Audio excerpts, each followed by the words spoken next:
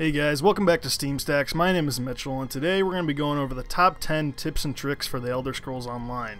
The number 10 trick I have for you today is to go third person. Going third person allows you to see everything that's going around you. If you lock yourself in first person, you're going to end up in a red puddle or have enemies at your ass without you knowing.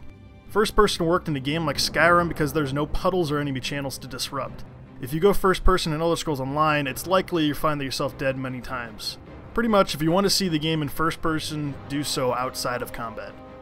Number 9 is to start collecting materials right away. You may not be interested in doing woodworking or blacksmithing, but you should still pick up any and all resources that you find in the world. Maybe in the future you may pick up one of these abilities, or make a character that will specialize in them. And if you don't craft, you can always sell your wood for a good price. The tree kind of wood, you perverts. Number 8, bank everything. Your inventory space fills up fast, real fast. With all the items that you'll be picking up and all the resources that you'll be collecting from the last tip, you'll be getting a bag full sign every couple of hours. But you probably knew that.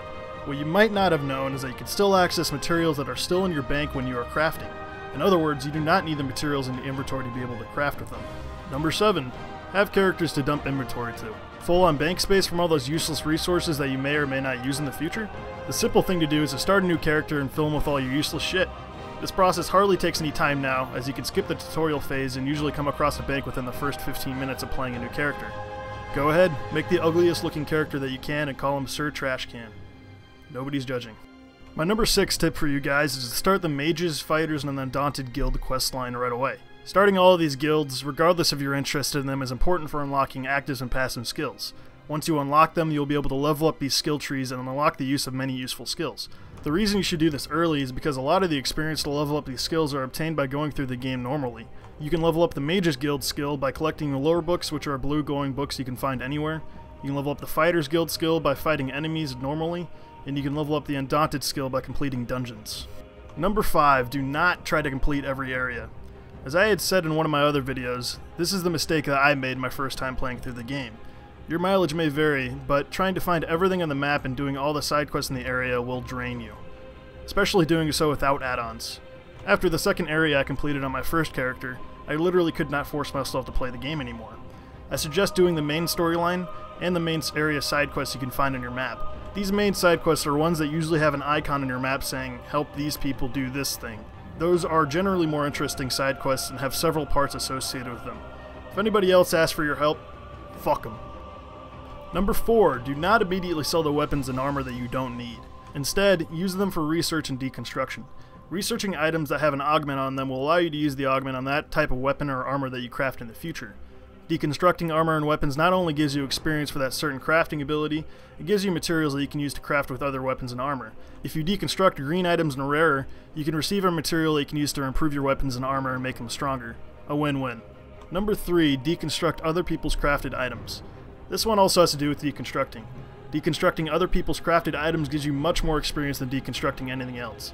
I suggest joining a trading guild where people actually sell their armor and weapons and glyphs, usually for cheap prices in the guild store. This is the absolute fastest way to level up your crafting level in this game, and I have spent way too much money doing it. Yeah, I'm fucking dirt poor. Look at that. Seriously, somebody send me money. The reason why I'm dirt poor is because of my next tip. Buy horse carrying capacity, not bag space. After you buy the 2000 gold bag space upgrade, it is cheaper to upgrade your inventory by feeding your horse. Sure, it's a much slower process, but it will allow you to save money in the long run, since feeding your horse only costs 250 gold. Each 250 gold you spend to get 1 inventory space. Ultimately, you can spend about 38,000 gold on bag upgrades for 50 inventory space, or you can spend 12,500 gold on 50 inventory space with your horse. That's a 25,000 gold savings, people. I'm so poor. And finally, my last tip for you guys is to use add-ons. Add-ons are player-created interface mods that can completely change your experience playing the game for the better. It can be as convenient as a clock or a mini-map added to your screen, or as game-changing as a combat mod that gives you vital info such as damage per second or different buffs or debuffs that you have applied. If you haven't seen my top 5 add-ons video, I suggest going to do so after watching this video so you can see what I think is the top 5 most useful add-ons that will change your game experience for the better. Hey, thank you guys for watching this video. Let me know what you think in the comment section below, what you think is the most useful tips and tricks to know about Elder Scrolls Online. Be sure to leave a like if you like this video, and if you haven't already, I would suggest checking out some of my other ESO videos on the screen. I'm going to be releasing some more content like this real soon, guys, so make sure you hit that subscribe button if you want to see more. Once again, thanks guys who are still watching, and I'll be talking to you guys in the next video. Peace!